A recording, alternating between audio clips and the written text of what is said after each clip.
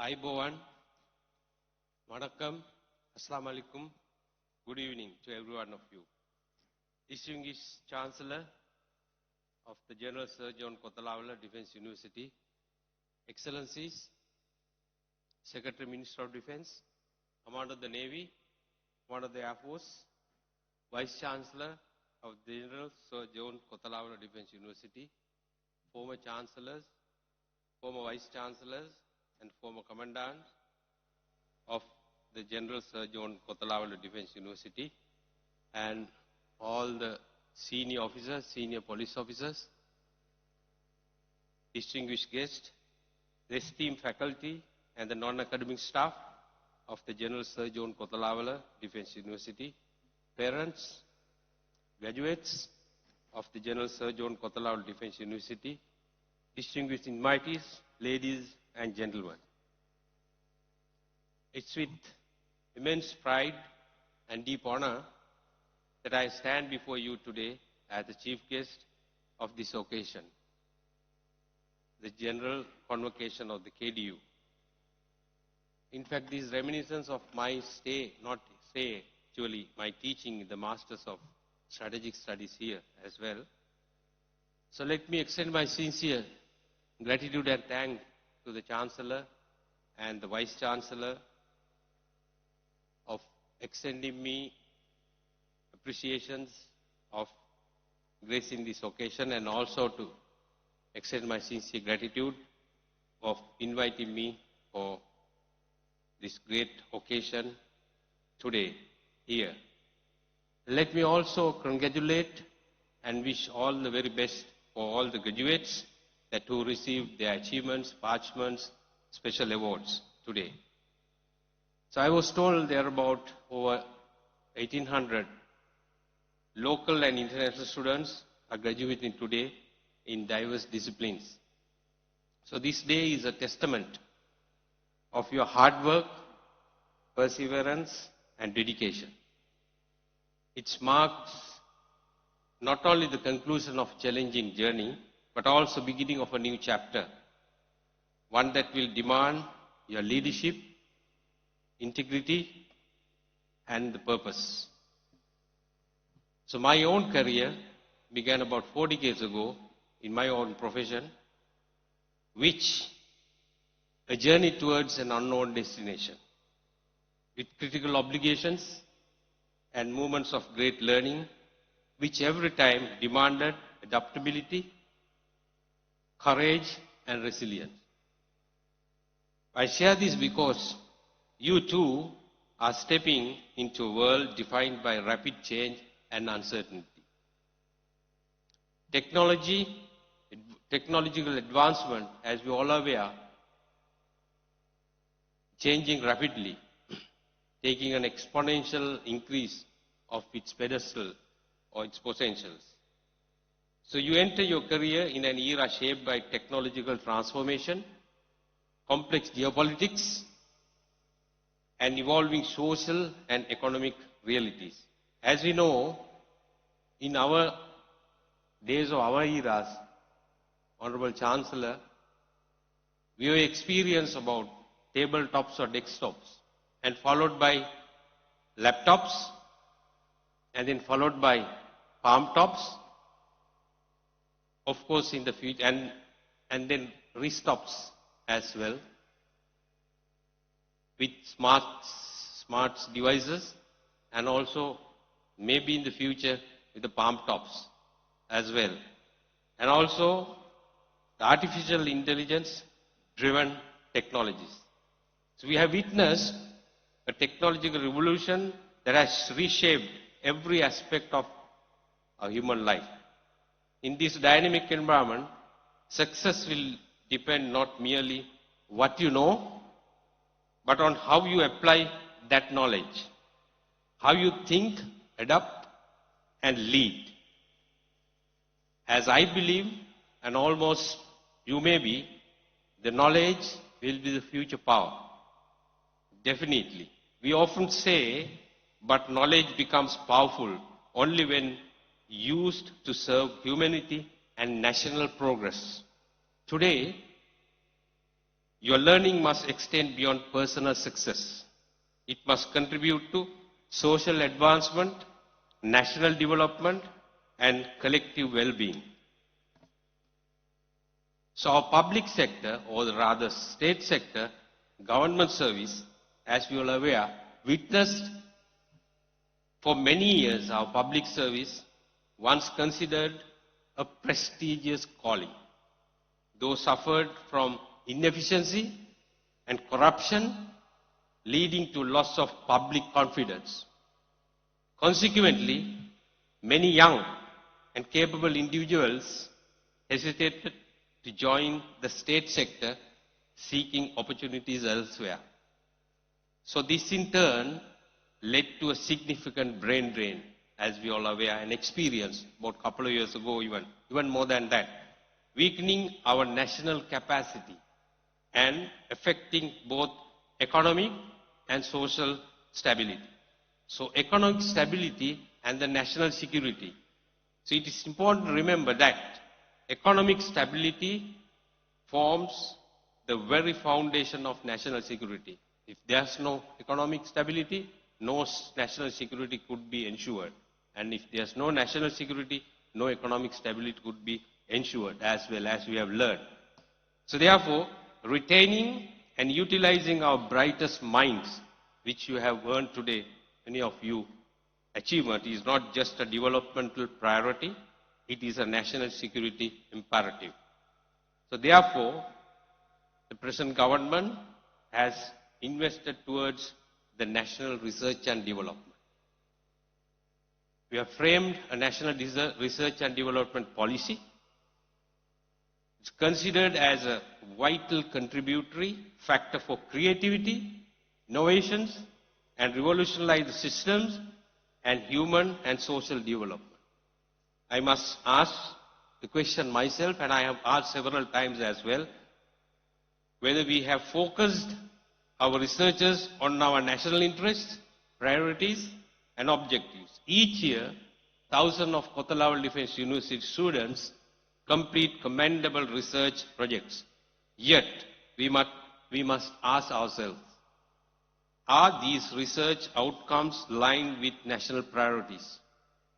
Do they research policymakers, industries, beg your pardon, do they reach policymakers, industries, and communities that can benefit from them?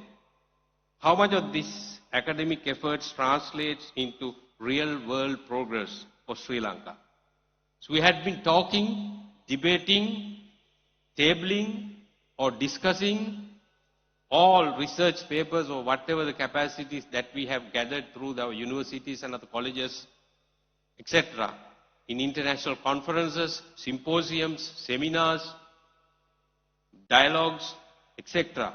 But what happened to those findings, or especially those individuals? In the past, ultimately, what we have left with, a corrupted, failed state.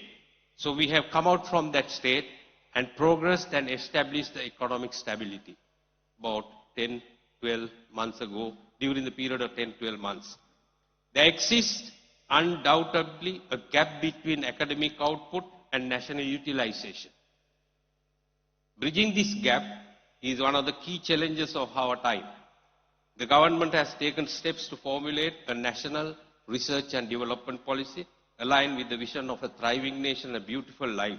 So policy aims to create a centralized mechanism that will harness the findings of research, align them with national priorities, and transform Sri Lanka into a knowledge-driven economy. So we have invested about 1 billion for the initiative. The government has allocated that money, demonstrating its strong commitment to the research and development, which you all have been experiencing throughout your studies at the Kotelawala Defense University of doing your research, your own profession also subject to select the subject. So this investment is expected to grow further in the coming years in line with the success of the initiative and the continued strengthening of the country's economic stability. So human capital and the potentials. Ladies and gentlemen, this National Research and Development Policy framework is part of a broader strategy to leverage our human capital and geostrategic advantage. Developed nations, as many of you may be aware, invest around 3 to 5% of their GDP in research and innovation. When it comes to Sri Lanka, has invested only fraction of that. But this will change in the future in our country, Sri Lanka. Investment in education, research and development is now recognized as the national imperative to foster innovation, strengthen our economy and ensure sustainability. When it comes to the education reforms, as you may have heard about or read across in recent past that have been evolved, there are 5 verticals, or rather 5 towers, or the 5 verticals, the pillars, taken into consideration for doing the reforms. First is the modernization of the curricula to meet the 21st century demands. The next is the human resource development, enhancing the capacity of teachers, principals, and education ministers. Third is the infrastructure development to strengthen learning environments. Then next is the assessment and evaluation reform to ensure students are receiving education as well, undergoing proper assessment. The last but not the least, very important, is educating the wider public, recognizing that education cannot be solely restricted to the responsibility of the Minister of Education or other children, the teachers or the school alone. It should be a transformation with society as a whole. So these reforms are not just about knowledge, they are about human, responsible and globally capable citizens who can shape Sri Lanka future with confidence. So the primary objectives of this national policy are to drive economic growth, strengthen social well-being and safeguard environmental sustainability. Yet, according to the United Nations report, Sri Lanka utilizes only about 60% of its human capital. So that means half of our nation's true potential remains untapped. So dear graduates, you represent the very generation that can change this. Sri Lanka is blessed with a population of intelligence, creativity and resilience. So it is now your responsibility and your opportunity to be part of the 40% yet to be fully harnessed. Through your knowledge, your capacities, your innovation, commitment, you can help to unlock this potential and steer our nation towards lasting progress and prosperity, what we believe and will be. Graduates, I now turn to you with an important reflection. Each of you must decide where you wish to serve, whether in the state sector, the private sector, or abroad. I brought about during my speech about the brain drain. So yet, I urge you to consider the reality of the brain drain.